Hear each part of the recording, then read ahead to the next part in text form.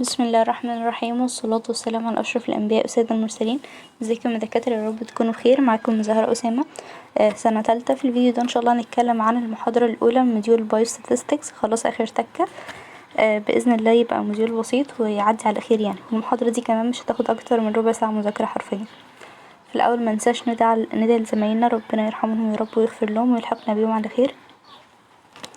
ده طبعا المود بتاعكم بعد أسبوع أجازة. طيب، محتاجين نتكلم عن البوينتس اللي هنقولها في المحاضرة النهاردة. طبعا انتوا عارفين لما يجيلنا overthinking كده ونقعد نفكر في أسئلة كتير، زي مثلا هي البيضة الأول ولا الكتكوت، هنعيش حرفيا دور المحقق كونان يعني. طيب، اللي هنتكلم عنه بقى في المحاضرة، يعني محتاجين نعرف ايه هو الديفينيشن، يعني ايه ريسيرش، ايه هو البحث ده، ايه الخطوات اللي انا المفروض امشي عليها عشان اعمله، ايه انواع والمصادر بتاعة الداتا، البيانات يعني اللي انا المفروض اجمعها. تمام. يبقى انا بادئه الاول بسؤال، عندي سؤال وابدا ان انا امشي بشويه ستيبس لحتى ما اوصل للاجابه بتاعته. هو ده حرفيا يعني الملخص بتاع المحاضره كلها. طيب، اول نقطه عندنا اللي هي الديفينيشن. قلنا اللي هي عباره عن عمليه، يعني بروسيس، عمليه بنعمل فيها ايه، بنمشي فيها شويه خطوات، هما 3 خطوات يعتبر، وهنبدا نفسرهم واحده واحده. هنبدأ ان احنا نجمع معلومات. يبقى اول حاجة collecting للداتا، بعد كده analyzing للداتا اللي انا ابدأ احللها وابدأ افهمها واعملها interpretation وكده. اخر حاجة دي اخر نقطة بقى. يبقى اول حاجة ان انا بجمع معلومات، تاني حاجة ان انا بحللها، تالت حاجة بعمل تداخل المعلومات دي لحد ما اوصل لانسر، اوصل لاجابة للسؤال بتاعي. زي ما قلت في الاول، انا عندي سؤال ببدأ امشي شوية ستيبس خطوة بخطوة لحد ما اوصل لاجابة السؤال ده. يبقى نيجي نقراها كمان مرة. هي عبارة عن طرق علمية، او انتوا عارفين طبعا البحث العلمي ولو في منكم ناس في بصيرة وكده تبقوا عارفين ليه عبارة عن systemic observation، يعني ان انا بلاحظ المعلومات دي، بعملها collection، بعد كده اقسمها يعني اصنفها، هي نفس كلمة analyzing. بعد كده التداخل اللي هي interpretation. تمام. يبقى هما ال two definition دول زي بعض. يبقى كده خلصنا اول جزء من المحاضرة اللي هو الديفينيشن. عبارة عن عملية بنعمل فيها اول حاجة ان احنا بنجمع المعلومات، بعد كده بنحللها، وبعدين بنعمل لها تداخل عشان نوصل لإجابة السؤال اللي عندي. ده كده بالنسبة للديفينيشن. طيب، بعد الديفينيشن محتاجين نعرف اكتر عن الريسيرش بروسيس، اللي هو العملية بتاعة البحث دي، ايه نظامها. هنقول ليه عبارة عن رحلة. طيب، الرحلة دي يعني عشان نوصل منين لفين؟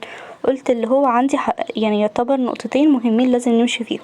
اول حاجة ان انا اعرف ايه هي الاسئلة، او ايه هي المشاكل اللي عندي، ايه الاسئلة اللي انا محتاجة اعرف الاجابة بتاعتها، وازاي هوصل للاجابات دي، يعني ايه الستبس، الخطوات اللي انا همشيها لحتى ما اوصل لاجابة السؤال بتاعي. تمام. يبقى هي عبارة عن رحلة حرفيا تعتبر نقطتين. اول، فاكرين صورة البرين اللي كانت في الاول؟ عندي سؤال بدور له على اجابة، بس كده. هي بس.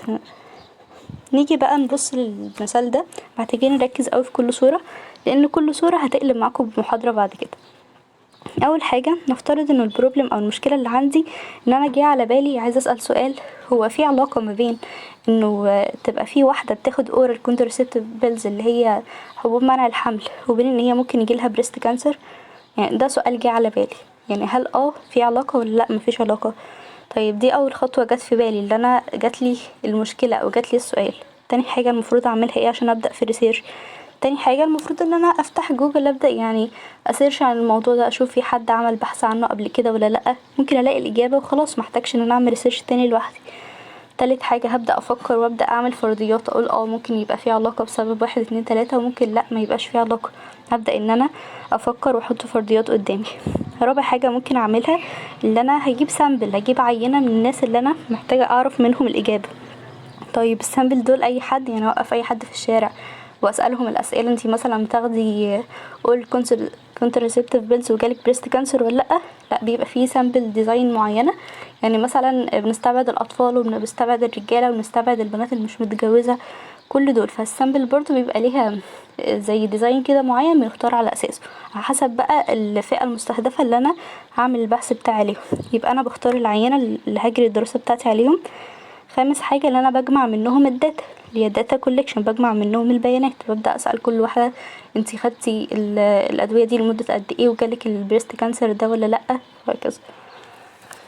طيب، انا جمعت الداتا، بجمعها منهم في فرع، ابدأ ان انا اعمل لها بقى اناليسيس، او اللي هي بحللها، ابدا ان انا اعمل لها زي تداخل للانتربريتيشن وكده، بحيث ان هي بدل ما الكلام سردي لا ابدا ان انا اعمله مثلا في جداول او في شكل رسم بياني او حاجه، بحيث اللي هو يطلع لي conclusion نتيجه معينه في الاخر. اخر حاجه خالص بقى ان انا اوصل لاجابه السؤال اللي هو ايوه فعلا فيه علاقه ولا لا مفيش علاقه. يبقى دي كده ال7 steps اللي احنا هنمشي عليهم في الريسيرش. جميل. طيب محتاجين نعرف بقى ايه هما ال7 دول. اول حاجه، فاكرين اول حاجه ايه؟ اول حاجه جت على بالي السؤال او الريسيرش بروبلم، اللي انا في فعلا علاقه ما بين البريست كانسر والاورال كونترسبتيف بيلز ولا لا. تاني حاجه الاكستنسيف literature review، اللي انا فتحت جوجل وبدات ان انا اشوف لو في حد عمل البحث ده قبل كده ولا لا، ابدا اشوف ريفيو يعني عن الناس اللي عملت قبلي. ممكن محتاجش ان انا اعمل حد مثلا لسه عملها الشهر اللي فات فخلاص كده البحث ده جديد وانا كده مفكرتش في سؤال جديد يعني. تمام. تالت حاجه قلنا ان انا ببدا ان انا افترض، اقول ايوه في علاقه ولا لا مفيش علاقه، ابدا احدد الاهداف اللي هي الاوبجكتيفز، يعني المفروض يعني ايه الاهداف اللي انا المفروض احققها بنهايه الريسيرش ده. بعد كده خالص يعني بنحضر الريسيرش ديزاين عن طريق اللي هي سامبل ديزاين، زي ما قلت اللي هو مش اي حد واقف في الشارع، يعني مثلا مش طفله واقفه واروح اسالها السؤال ده، لا في فئه مستهدفه بروح اخد منهم عينه سامبل. مثلا لو انا عايزه اعرف الستات اللي عايشين في بنها، عايزه اعرف عنهم الموضوع ده، فاروح لكل الستات اللي متجوزين في بنها واسالهم الاسئله دي، مش لاي حد كده خلاص، لا في فئه مستهدفه اللي هي السامبل ديزاين. هبدا اجمع منهم المعلومات اللي هي كولكتنج للداتا، ابدا ان انا احللها واعملها بقى في شكل جداول او رسم بياني. بعد كده خالص هتطلع لي بقى النتائج، هبدا ان انا اكتب الريبورت اللي هو تقرير في الاخر واوصل للنتائج. عارفين مثلا لما يبقى في اشعه وفي الاخر في تقرير كده اللي هو بقى يقول لك خلاصه الصور وكل الكلام اللي اتقال ده ايه، يديك مثلا سايز او ايه المرض الموجود او ايه المرض اللي المفروض نستبعده وهكذا. فلازم نكتب ريبورت في الاخر ونوصل للريزلت ده. كده بالنسبه للريسيرش ستيبس. هتلاقوا بقى كمان سلايدين كده حرفيا بيكرر نفس الكلام.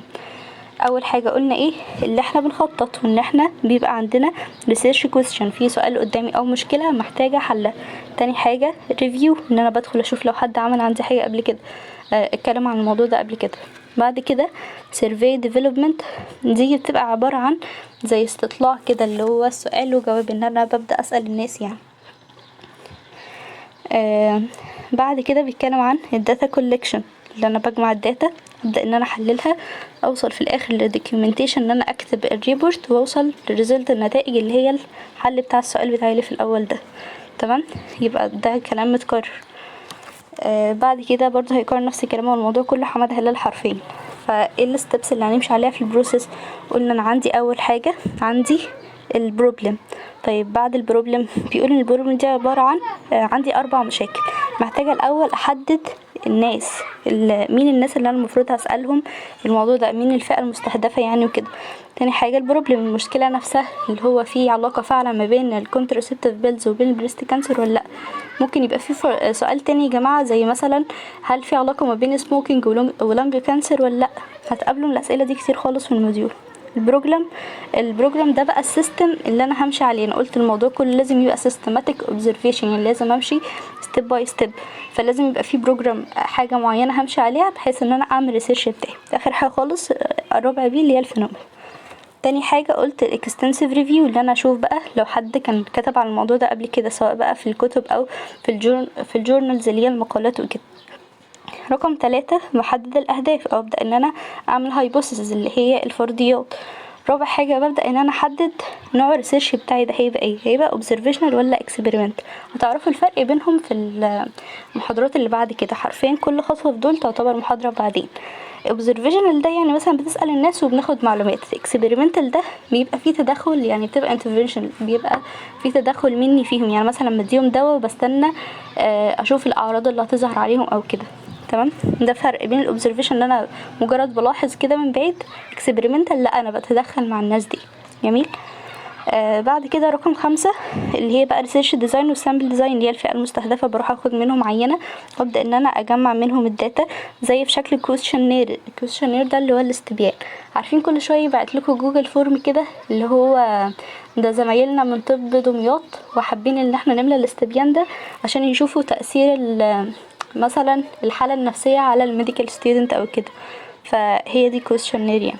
وابدأ بعد كده يحللوا الداتا المعلومات اللي جات لهم دي، يبدأوا يتدخلوا المعلومات journalization و interpretation. في الاخر خالص بيوصلوا لقرار نهائي يكتبوه في تقرير، ويبدأوا يوصل عندهم للريزلت اللي هي ايه، اجابة السؤال اللي كان عندي في الاول هنا.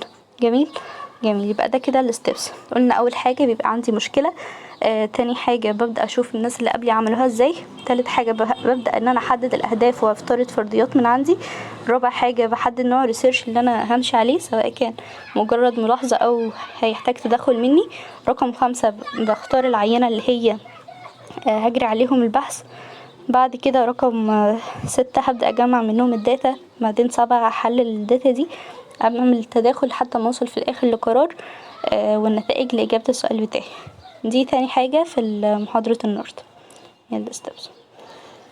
طيب بعد كده هندخل في الجزئية بتاعة sources of data. دي سلايد لسه متضافة جديد للداتا الجديدة يعني وكده، مكانتش موجودة قبل كده بس بسيطة خالص بإذن الله. بيقول انه مصادر الداتا اللي عندنا يا اما برايمري او سكندري داتا. يعني ايه الكلام ده؟ قال ان البرايمري داتا ده عبارة عن انه بتبقى فيرست هاند انفورميشن. يعني انا زهراء مثلا هروح اعمل انا البحث اللي قلنا عليه ده، لان هروح اسأل البنت انتي بتاخدي الكونتراسيبتيف بيلز دي ولا لا، وجالك بريست كانسر ولا لا. يبقى اول حد بيجمع المعلومات دي بيبقى الانفستيجيتور، الشخص المحقق اللي ماشي يعمل الريسيرش ده. يبقى المعلومات دي بتبقى بتتجمع لأول مرة، الحاجات دي بتبقى اوريجينال وموثوق فيها. ليه؟ لان انا بمشي وباخد فعلا المعلومات لسه جديدة، مش بعتمد على جوجل مثلا في ان انا اجيب المعلومات بتاعتي، لا انا اللي بنزل اخدها بنفسي. تبقى دي كده برايمري من اسمها فيرست هاند انفورميشن، يعني انا اللي بلمها لأول مرة. طيب زي ايه الاكزامبل بتاعتها؟ زي الابيديميولوجيكال ستاديز. هتعرفوا بعد كده في سنة تالتة ان شاء الله. الابيديميولوجي ده عبارة عن علم دراسة الأوبئة، بمعنى بيبقى فيه شوية علماء بتوع كوميونيتي تقريبا يعني، بيعدوا بقى على البيوت او بيروحوا منطقة معينة، انا عايزة اعرف مدى انتشار فيروس كورونا في بنها، فابدأ احسب عدد الحالات وكده. فهو ده الابيديميولوجي، يعني مدى انتشار الوباء ده في مكان معين. تمام. فالموضوع ده بيتاخد ازاي؟ لو فاكرين الارقام اللي كانت بتتكتب كل يوم وقت كورونا وكده، فالموضوع ده برايمري داتا لسه بيتاخد جديد، مش معتمدين عليه على سورس تاني. يبقى ده كده اول حاجه اللي هي البرايمري داتا، وناخد بالنا اللي هي بتبقى ريلايبل يعني موثوق فيها لان هي اول مره تتلم. طيب بعد كده بقى لما نيجي نتكلم عن secondary data. secondary data دي بقى من اسمها second hand، يعني انا اعتمدت فيها على حاجه، فتحت جوجل مثلا وجبت منه المعلومات، مروحتش خدتها من الناس بنفسي، يعني تبقى second hand information. وفي نفس الوقت طيب الموضوع ده هيبقى اوريجينال او حاجه ريلايبل ان انا اثق فيها؟ اكيد لا، ما في مواقع كتير جدا بتقول اي كلام، تبقى الموضوع هنا not original. يبقى primary data احسن في الجزء ده. راح بيقول طيب الداتا دي انا بلمها منين؟ بيقول لي بتتلم من حاجات published او unpublished. يعني ايه؟ في حاجات بتبقى فعلا اتطبعت او اتنشرت للناس، وفي حاجات تانية لا. طيب زي ايه الحاجات دي؟ قال ان بيبقى فيه مستندات، انتوا عارفين اللي هو السجل القومي وكده، بيبقى فيه طبعا كل معدلات كل الناس اللي هي المواليد والوفيات بتاعت السنة دي في المستشفيات، برضو بيبقى فيه ريكورد لكل عيان زي ملف كده، من اول ما العيان ده دخل لحد ما هو موجود دلوقتي في المستشفى، كان عنده مرض ايه وتشخص ازاي وايه الادوية والتدخلات اللي حصلت له. كل ده بيبقى موجود في الهوسبيتال ريكورد. فبدل ما انا همشي على كل مريض واخد منه المعلومات، لا انا هروح على طول الفايلات دي اخد منها. يبقى لو انا رحت خدت المعلومات من المريض يبقى برايمري داتا، لو رحت خدتها من المستندات تبقى سكندري داتا. يا رب تبقى وصلت. اخر حاجه خالص اللي هي السنسس داتا. السنسس داتا دي اللي هي بتاعه التعداد السكاني برضو، ان انا رحت بيبقى فيه ملفات، بدل ما مثلا هعدي على بنها همشي على كل بيت اقول لهم في حد عندكم توفى السنه دي او في طفل اتولد، بدل ما همشي على كل بيت لا انا هروح على السجل على طول، هسألهم كم ملف ولادة جات لكم السنة دي وكم ملف وفيات جات لكم السنة دي. جميل. يبقى ده الفرق بين برايمري وسكندري. يبقى دي كده تالت حاجة في المحاضرة اللي هي sources. قلنا اللي هي اما برايمري انا اللي بلم الموضوع بنفسي فبيبقى reliable او موثوق فيه، او سكندري ان انا بروح اجيبها من مستندات already موجودة فيبقى الموضوع ده كده not reliable او not original. طيب نيجي على بقى تالت جزء او رابع جزء في المحاضرة، وده يعتبر اللي بيجي عليه الاسئلة كتير، وبين السورسز ده برضو ممكن يجي عليه سؤال. انواع الداتا اللي انا ممكن المها من الناس دي ممكن تبقى constant وممكن تبقى variable. constant دي بمعنى اللي هي حاجة ثابتة، يعني حاجة مش هتتغير فيهم يعني وكده، زي اسمهم مثلا، فدي تبقى constant data. في حاجة بقى بتبقى variable. ال variable data دي بتبقى من اسمها vary، اللي هي بتختلف من شخص للتاني. يبقى constant data دي وملناش اي تفاصيل عنها، اللي هي معلومة ثابتة. اما variable لا، دي بتختلف. طيب الانواع بتاعتها ايه؟ اما quantitative او qualitative. quantitative يعني numerical، ودي يعني non numerical. تمام. طيب من اسمها quantitative يعني هتبقى حاجة رقمية. qualitative ده لا، هيبقى كلمة. طيب الموضوع مفهوم؟ لا مش مفهوم برضه. نبدأ نعرف اكتر عن الكوانتيتيف. هنلاقي اللي هو قلنا نيوميريكال، يعني انا هسأل المريض هقول له انت سنك كام يا حاج، هيقول لي انا 40 سنة. هاجي مثلا اسأل مدير المستشفى اقول له هو المستشفى بتاعتك دي فيها كام سرير، هيقول لي ده فيها 200 سرير. بس كده، يعني هو هيرد عليا برقم، الداتا اللي هو هيجيبها منه رقم. لكن لو سألته مثلا عن اسمه فقال لي انا اسمي احمد، فكده اداني كواليتيف داتا، حاجة مش رقمية، صح؟ طيب فعرفنا كده اللي هو لو رد عليا بكلمة يبقى كواليتيف، لو رد عليا برقم يبقى كوانتيتيف. جميل جميل، عشان هو يديني داتا ويقول لي صنفيها هي دي كواليتيف ولا كوانتيتيف. طيب الرقم اللي هو قاله لي ده ممكن يبقى حاجة من اتنين، ممكن يبقى discrete وممكن يبقى continuous. discrete يعني no fraction، يعني الرقم مفهوش اي كسور، يعني الرقم صحيح. زي ايه؟ زي العدد بتاعت الكيزز بتاع المرض معين. هقول لكم يا جماعة ده كام في واحد عنده كورونا، فهنقول 2 مليون، مش هنقول 2 مليون ونص. فكده عدد الكيزز ده ارقام صحيحة، مفيش 1.5 يعني. طيب عدد السراير الموجودة في المستشفى هقول ده هما 200 سرير، مش هقولك 200.5 سرير. فالموضوع بتاع الديسكريت هنا يعني عدد صحيح مفيهوش اي ريفراكشن. جميل. طيب بالنسبة بقى الكونتينوس اكيد عكسها. كونتينوس يعني حاجة مستمرة، يعني الرقم والعشر بتاعه. على فكرة مش شرط اللي هو يديني 5 فيقولي ان ده كده فراكشن ولا ديسكريت، ده كده كونتينوس ولا ديسكريت، لا، على حسب هو تبع ايه. يعني مثلا لو قلنا ان 5 ده تبع عدد السرير تبقى ديسكريت. لكن لو سألت شخص مثلا عن عمره وقال لي 20، هل 20 دي كده تبقى ديسكريت ولا كونتينوس؟ لا، تبقى كونتينوس. يعني ايه برضو مش فاهمين؟ يعني الايدج ده ينفع يبقى الشخص ده يبقى عنده 20.5، عنده 23.5، عنده يعني اللي هي وشهور وكده.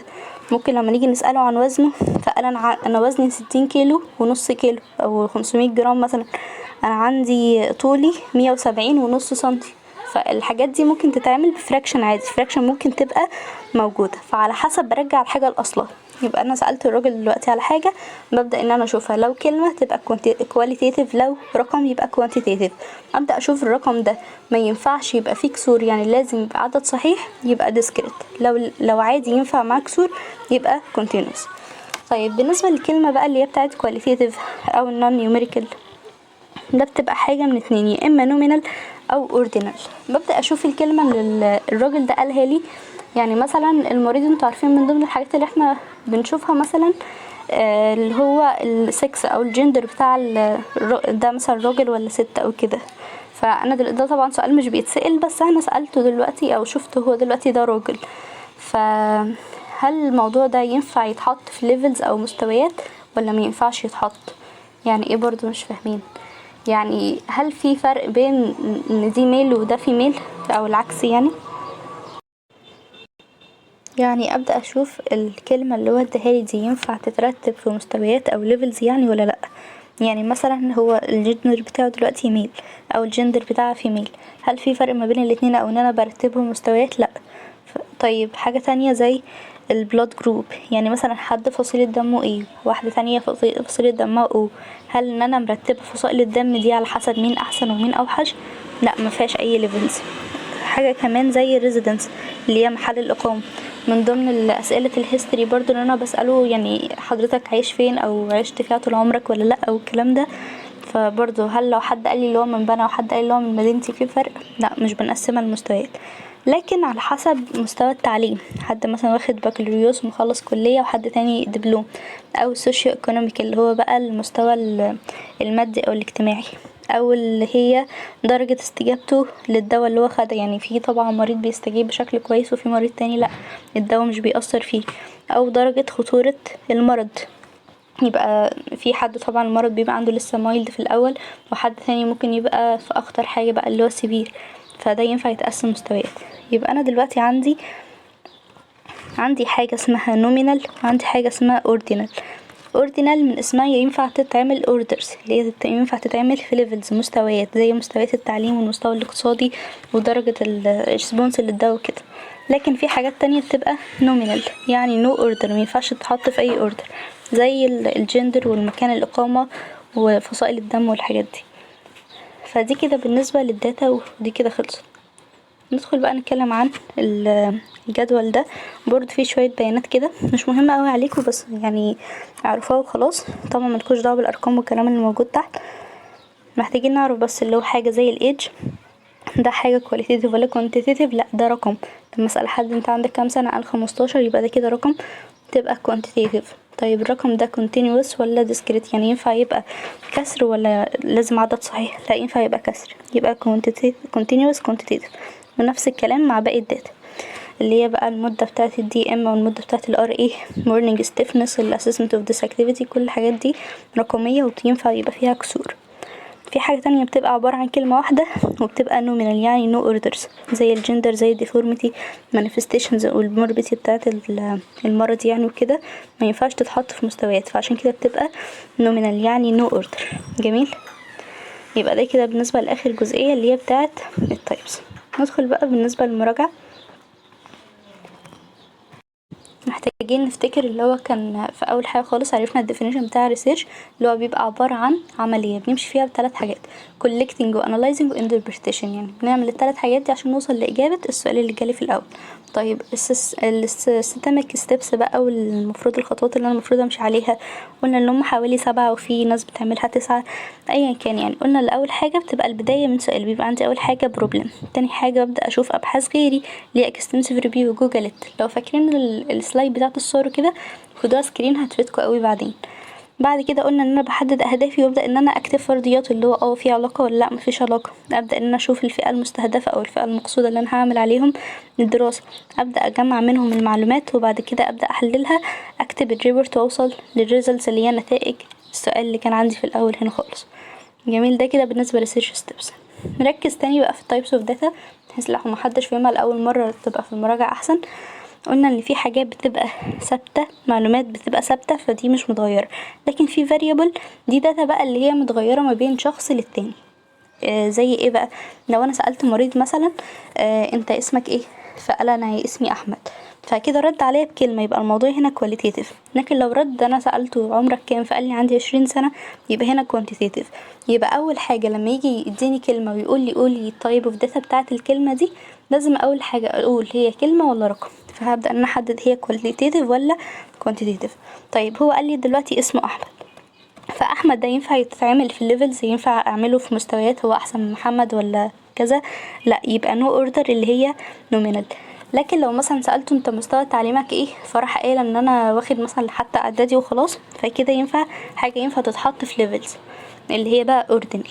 طيب بالنسبة لسنه بقى، لما هو قال لي عندي 20 سنة، ف20 سنة دي حاجة ينفع رقم لازم يفضل صحيح ولا عادي يبقى فيه كسر؟ عادي يبقى فيه كسر، فوقتها بقول continuous، كسر فيها حرف الكاف وcontinuous حرف السي.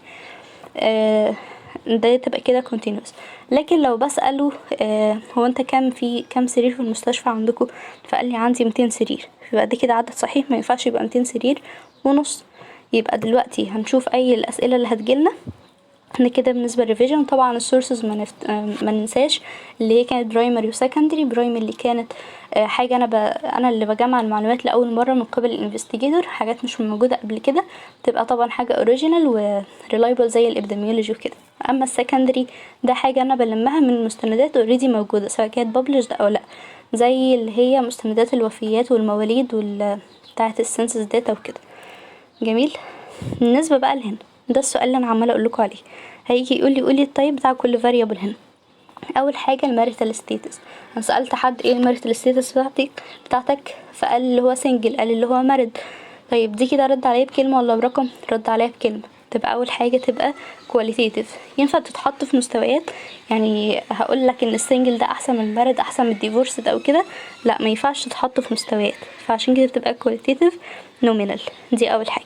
تاني حاجه التمبريتشر، قست للمريض درجه حرارته، فطلعت مثلا 37.5، فدي كده رقم ولا كلمة؟ رقم، تبقى quantitative.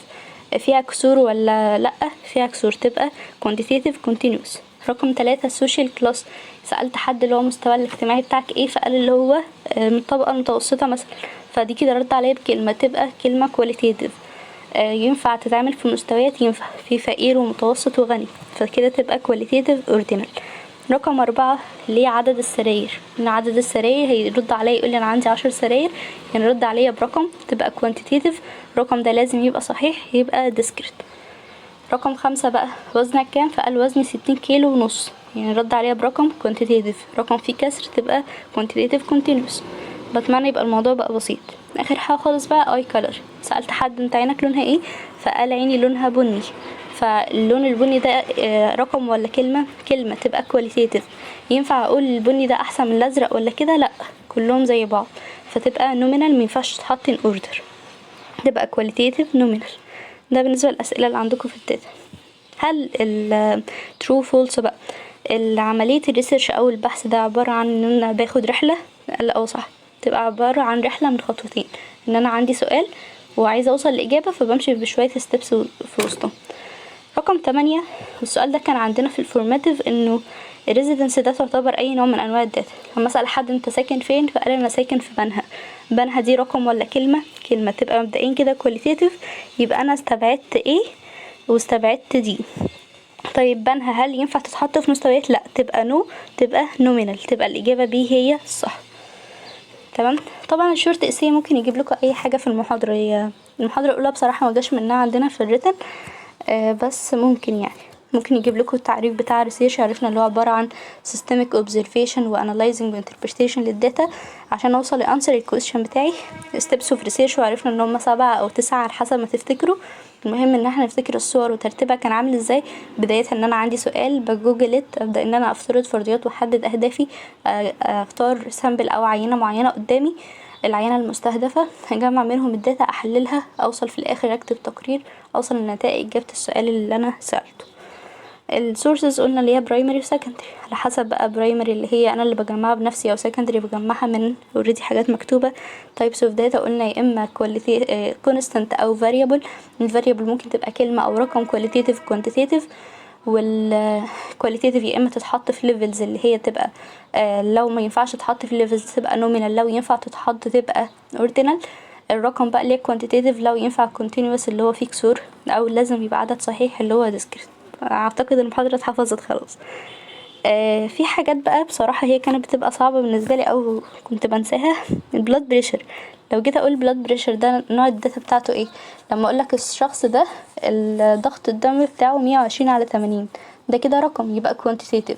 طيب ده لازم يبقى رقم صحيح ولا رقم كسر؟ لا، لازم يبقى صحيح، تبقى quantitative discrete. مينفعش اقولك عنده 120/80، مفيش الكلام ده. طيب بالنسبة للتيومر جريدز، لو فاكرين بقى كنا بنقول التيومر ده عنده جريد A و B و C. دي حاجات ينفع تتحط في مستويات، ودي كلام يعني كلمة، يعني qualitative تتحط في جريدز او في مستويات يعني ordinal. جميل كده، ده تعتبر مستوى عالي شوية. بتمنى ان انا ما كنتش طولت عليكم. عايزة اقول لكم ان الايام دي بصراحة صعبة علينا او على اي حد في سنة تالتة عموما، اسبوع هنخلص رمض. فبتمنى اللي هو ما تنسوناش في دعواتكم، ودعولنا بجد الايام دي تعدي على خير يعني وربنا يكرمنا فيه باذن الله. بس كده، بالتوفيق يا رب.